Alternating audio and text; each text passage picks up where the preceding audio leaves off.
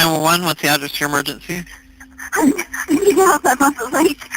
I'm sorry, I can't understand you. What's the address? I'm on the lake, but I don't know where. My husband he had a stroke and he fell over. Are you out in a boat? Yeah. Is he awake? No, he's Okay. in the water. He's in the water? He's gone. I've been looking for him for hours. At some point before this 911 call, a tragic accident occurred. Lori Isenberg's husband, Larry, disappeared into the freezing water. However, as investigators searched tirelessly for the missing man, they were shocked by a dark secret that came bubbling up to the surface. Prior to this horrific ordeal, 68-year-old Larry and 66-year-old Lori lived their lives together as prominent members of the Cougar Gulch community of Coeur d'Alene, Idaho. Larry and Lori each had several children from previous relationships, and those close to the couple reported that they never argued and were always complimenting each other. This detail makes what happened next all the more heartbreaking. On the morning of February 13th, 2018, Larry and Lori set off for a sunrise boat ride on Lake Coeur d'Alene, but before departing, Larry sent his daughter a photo of the sunrise. He also messaged one of his good friends that morning and mentioned not feeling well enough to fish. However, the couple still went ahead with their plans. Then, just a few hours later, the Kootenai County Sheriff's Office received that frantic 911 call. What? Lori's voice sounded panicked. When someone is in fight or flight mode, their breathing quickens and their mucous membranes dry out, including the vocal cords, which can make a person's voice sound strained and broken. That was exactly how Lori sounded on the 911 call. Frightened, breathless, and trembling as she tried to explain what had just happened. She told the dispatcher that Larry had been driving the boat when he suddenly stood up and said something was wrong with the motor. He unzipped the cover, went to the front of the boat, turned toward her to say something about the electric motor, and then suddenly fell overboard. She said she tried to grab him, but he slipped away into the freezing water and disappeared beneath the surface. Officers arrived at the shoreline just after 11 that morning.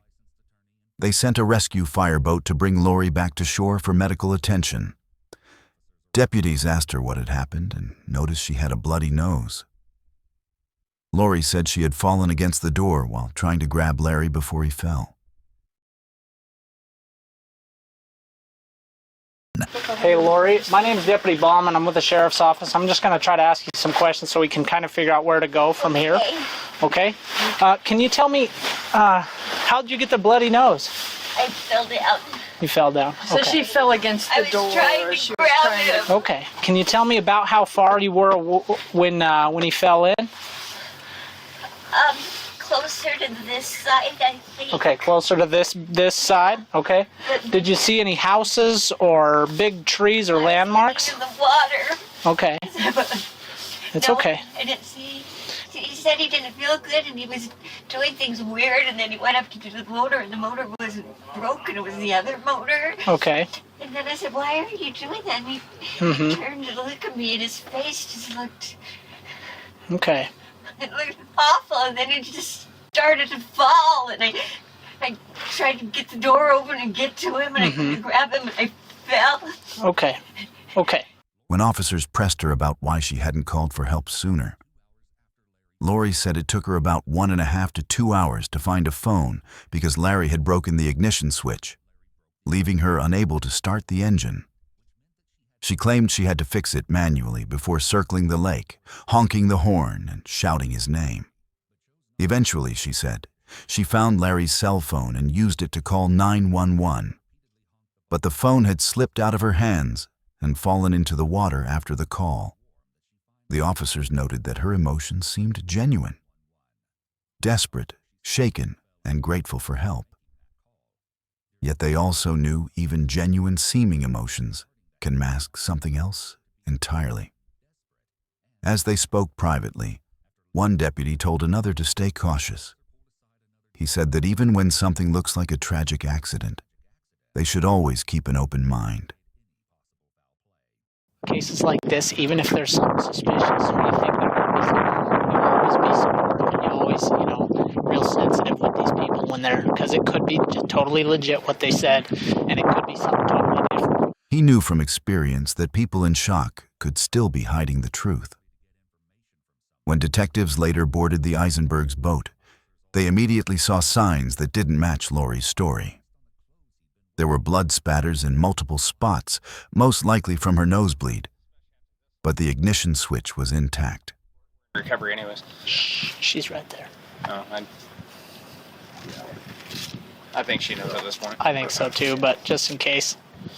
Finally, medical personnel assisted Lori to an awaiting ambulance for further observation. Next, officers had the Isenbergs' boat towed to a nearby boat launch for evaluation. Upon boarding the vessel, detectives immediately noticed blood spatter in several areas. Despite Lori's claims about the ignition switch breaking just before Larry fell under the water, officers located the kill switch and lanyard on the floor. Investigators found this odd because the kill switch and lanyard must be attached to the ignition in order for the motor to run. Furthermore, the ignition key had clearly been bent.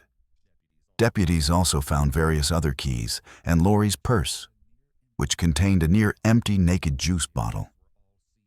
The items were all seized as evidence, and the boat was then transported to a nearby parking bay for storage. The truck that Larry and Lori had used to tow the boat was also examined. While they didn't find anything particularly out of the ordinary, one officer noted Lori's misplaced cell phone in addition to an unknown spilled liquid in the cup holder and a bottle of allergy medication with the active ingredient diphenhydramine in the center console.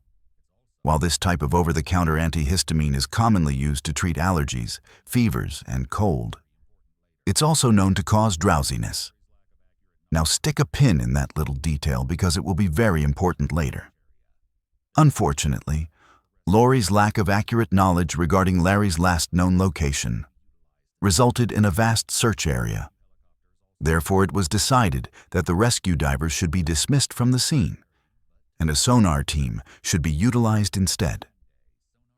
Search and rescue helicopters also flew back and forth over the expanse of lake in hopes of spotting Larry, but to no avail.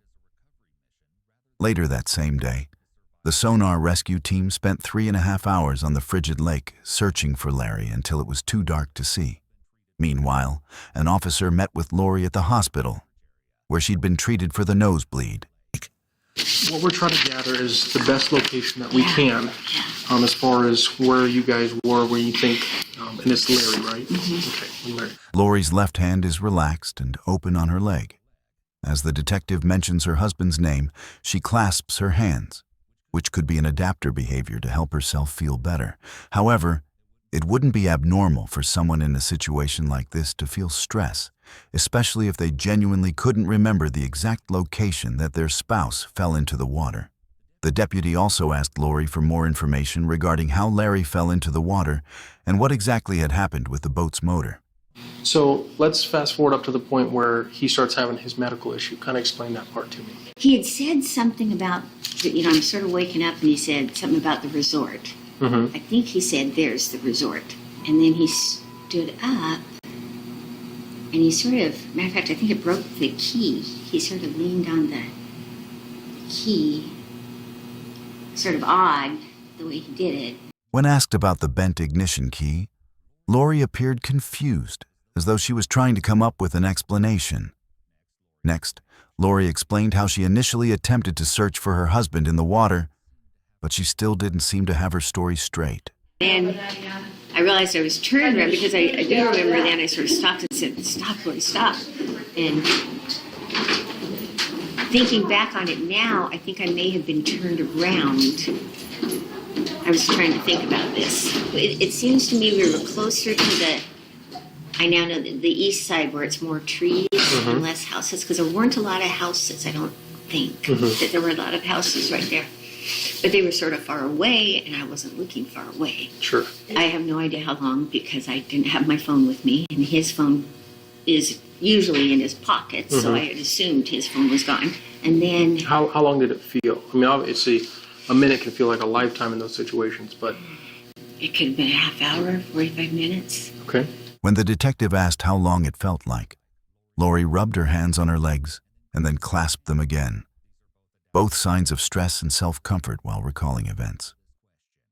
So you didn't find anything today? So our sonar team is out there right now. Okay, so essentially what happens when we have a big search area like this, our sonar team has to find him first before the dive team. So I'm a member of our dive team. Okay, so I will go get Larry, but we can't search an area like that because of the depth. As divers, we can't go that deep for more than about 6 minutes at a time. Lori is rubbing her hands together as she asked if they found anything, another sign of stress. Okay, so they're in our impound lot, as well as your cell phone and the car keys, which were in the truck. Because this is a criminal investigation at this point, we have to keep those until we clear it up and say, okay, no foul play. That's our job to make sure that gets done You have to correctly. keep my cell phone that whole time. Yes. 5 days later, on February 18th, detectives called Lori and asked her to accompany the sonar team on the lake as their efforts to locate Larry had still been unsuccessful. While she agreed, Lori couldn't recall any specific landmarks and seemed to offer minimal help to the searchers. This lack of information struck investigators as odd, but even more strange was her behavior. Throughout the search, Lori would joke around and laugh before suddenly breaking down into tears for no reason. The officer also noticed that she would abruptly stop crying to continue conversations. But of course, everyone grieves differently. So Lori wasn't considered a suspect in Larry's disappearance. Emotions are very complex. After someone loses a loved one, they may feel guilty for smiling or laughing because they believe that, because of their loss, they shouldn't be happy. Grief often ebbs and flows, and there may be happy moments followed by very sad ones. However, both neighbors of the Isenbergs said that Lori was acting out of character and appeared to have family members helping move all their belongings out of the house, which Lori told them she planned to sell immediately. Furthermore, the neighbors reported unusual sounds coming from the home at night that they had never heard before Larry's disappearance. While nothing ever came of these supposed strange noises, the reports certainly piqued the interest of investigators. A shocking revelation was made that sent the case in a whole new direction. The North Idaho Housing Coalition, where Lori had proudly worked for years, announced that she would no longer be employed due to possible fraudulent activity. As it turns out, the coalition accountant noticed some irregularities and ordered an internal audit citing the initial theft value to be around $500,000.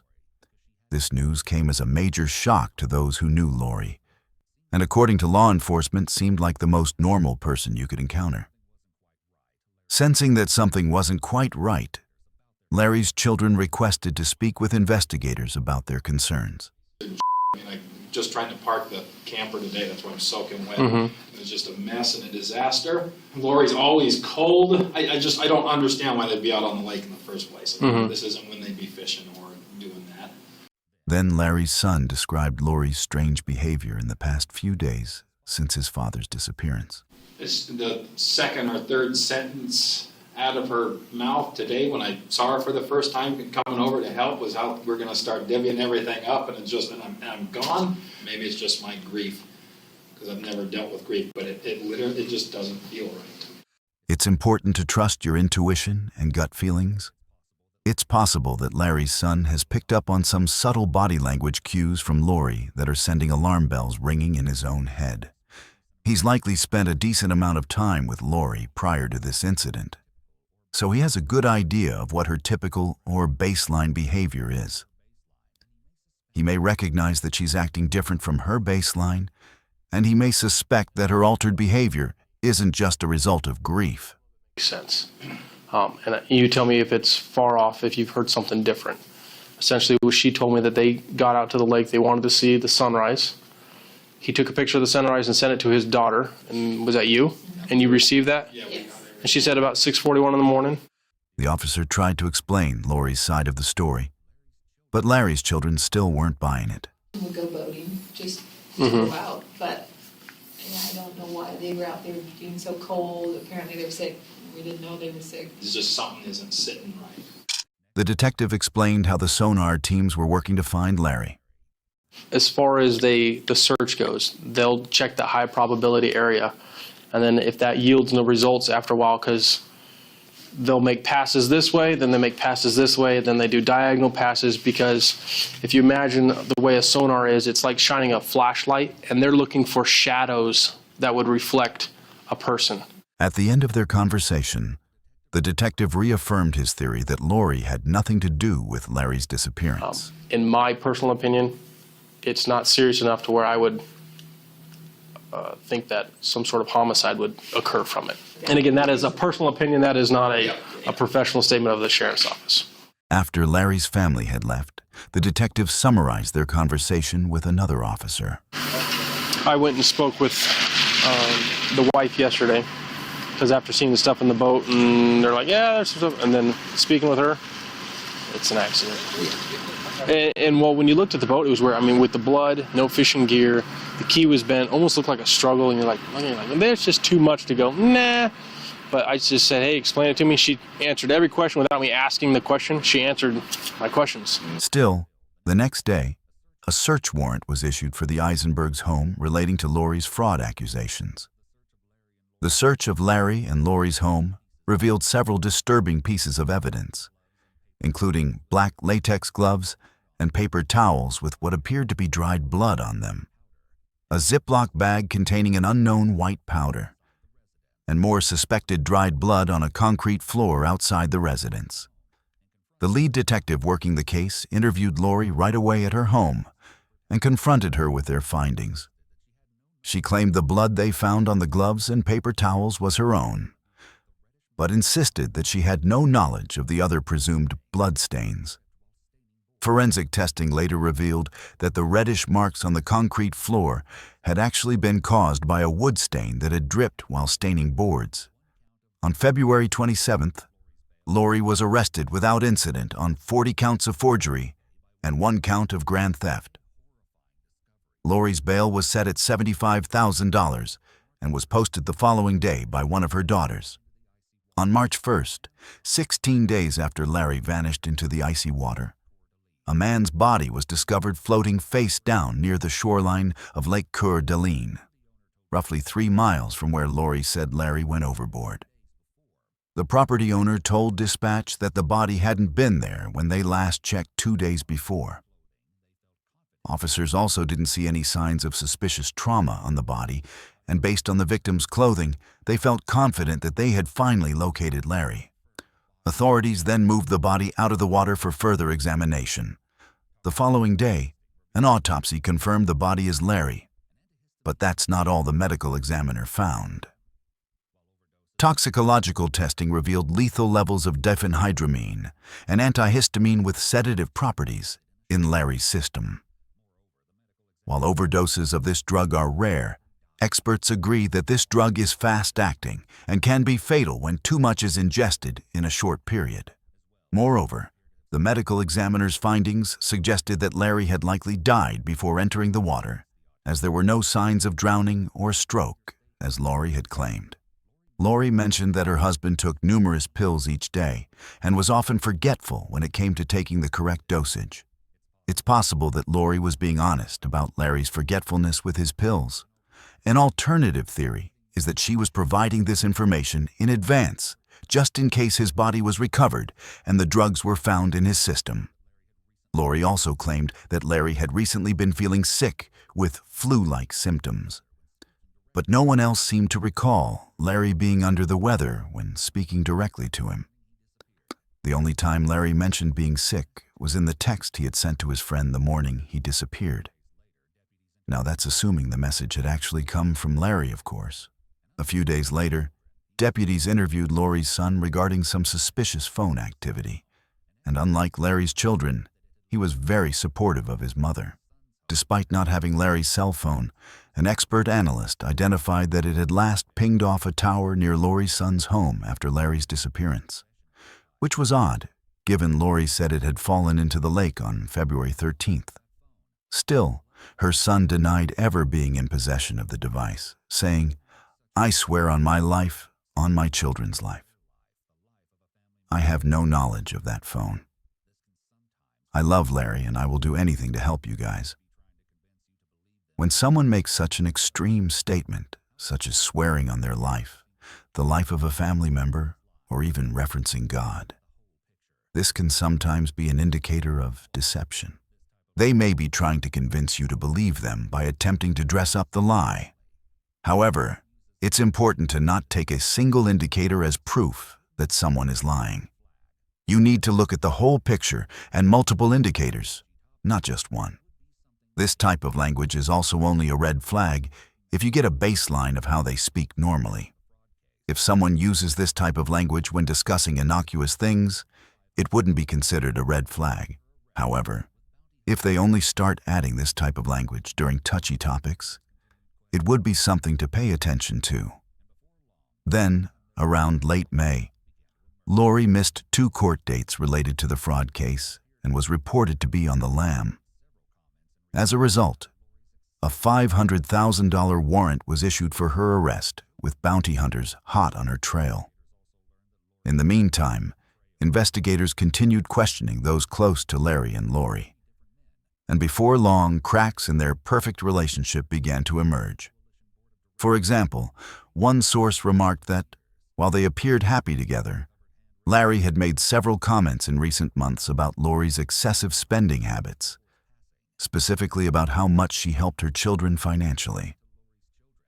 Investigators also learned that Lori had a history of betrayal, as she had allegedly been unfaithful to her first husband with 3 different men, one of which was Larry.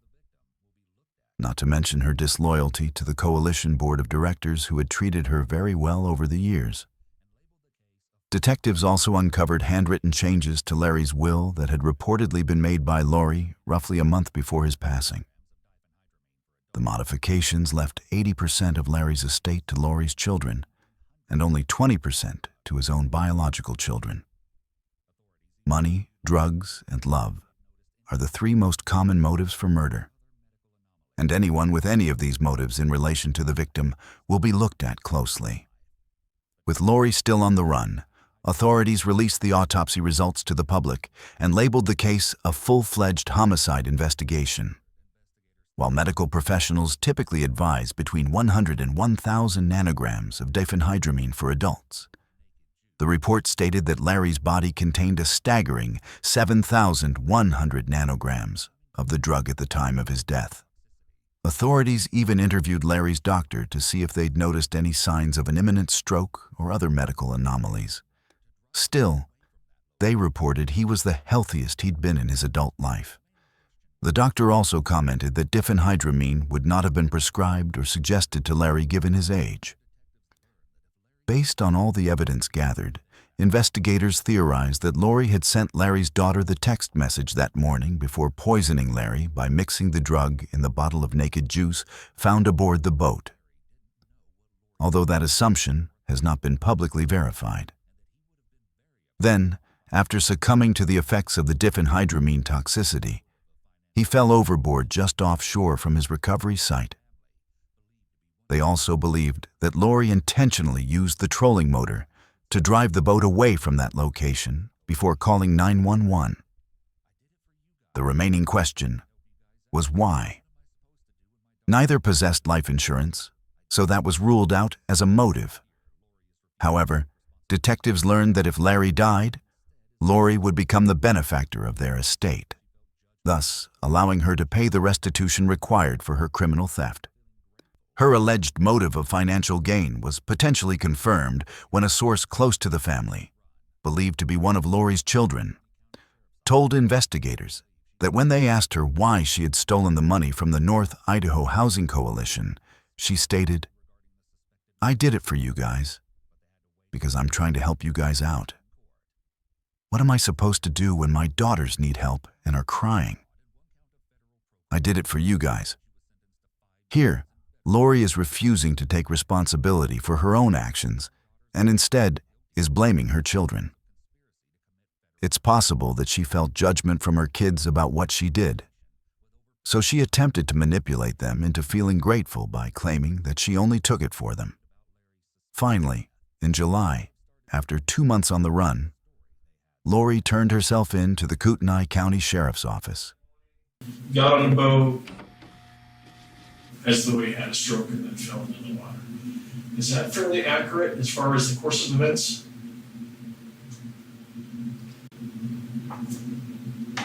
I don't think I thought he had a stroke. I didn't know what was wrong. There is a significant delay in Lori responding to the detective's question. Behavioral pauses can be indicators of deception, but it does depend on the context of the question. Some questions require thought, while other questions should lead to a fairly quick response. Lori has likely talked about what happened that day multiple times by this point. So if her story was true, this should have been a fairly easy question to answer. So the end result is, quite frankly, did you kill Larry or didn't you kill Larry? And that's what we got to dial the facts in to support one way or another. Prior to the detective asking if she killed Larry, Lori's body was still. However, as soon as he mentioned the possibility that she was involved in Larry's death, her foot started tapping, which is likely an anchor point movement signaling her anxiety. When someone is sitting in a chair, their body is anchored to the floor in 3 areas: buttocks, back, and feet.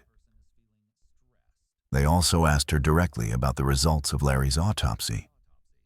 So then we come to the part where Larry is autopsied and they do toxicology on it.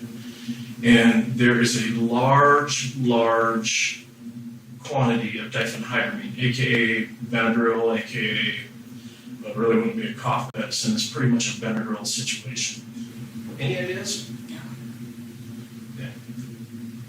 Despite her denial of any involvement in her husband's death, detectives continue to press her about other incriminating pieces of evidence. Things within your phone records, there's a lot of things within your Facebook records. You've got searches about depth charts. Can you explain that? I think if you're going to start asking me questions like that, I should have my attorney here. After shutting down the interview, Lori expressed confusion over the information being spread by local newspapers. Because I don't, you say things, I don't even know what you're talking about. I don't know. Of things that have come up, I don't know where people are coming up with these things. In an effort to keep the interview going, detectives asked Lori again if she could explain the suspicious activity they uncovered from her phone's internet history during a trip she and Larry had taken to Florida shortly before his death. Running articles and boating accidents and so forth. And then on the 28th, you had left to go south. Lori then remained silent as the detectives returned to discussing Larry's cause of death. He would have definitely, based on everything we hear, and his, by your own words, his strive to be healthy, that he would have contacted somebody. Lori, for all intents and purposes, it looks like you might have had something to do with Larry's death. Everybody that I talk to talks of how much of a picture-perfect relationship you guys have. How much you guys loved each other. And so... Lori appeared to be close to tears as the detective said that others reported Lori and Larry loved each other. She started picking at her pants, likely an adapter reaction to reduce her stress. Nevertheless, her motive was crystal clear to detectives. Is there, Lori, points to a concern of Larry finding out and, in a lack of a better word, taking care of that problem before he did. Finally, in February 2020, 2 years after Larry's death, Lori was subsequently charged with first-degree murder. She entered an offered plea to second-degree murder 1 year later, meaning she believed herself innocent, but felt confident that there was sufficient evidence for a jury to convict her if she stood trial. So, in May 2021, 67-year-old Lori appeared in court for sentencing. prosecutors laid out the evidence to show that Lori had premeditated the murder of her husband to avoid further consequences of her embezzlement scheme. Still, she refused to admit any wrongdoing and painted a very different picture of that morning's events for the court. A bizarre story she hadn't yet told investigators. According to Lori, she had intended to take the diphenhydramine herself. But unbeknownst to her, Larry consumed it while she was asleep on the boat. Unfortunately for Lori, the judge didn't buy her story, and as a result, she was sentenced to life in prison with 30 years fixed.